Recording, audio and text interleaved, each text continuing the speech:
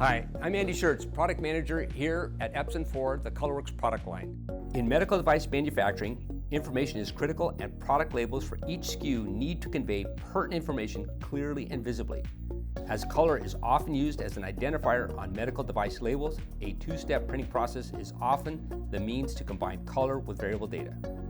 In two-step printing, pre-print color labels are procured and then run through traditional thermal printers to print the variable data.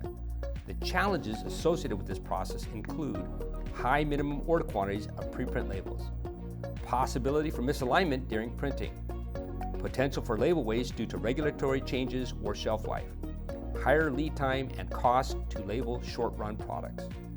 With Epson ColorWorks, businesses are empowered to simplify their printing process by printing high-resolution color and variable data in a single step, thereby ensuring proper data alignment and eliminating the need to purchase and inventory multiple variations of preprint labels.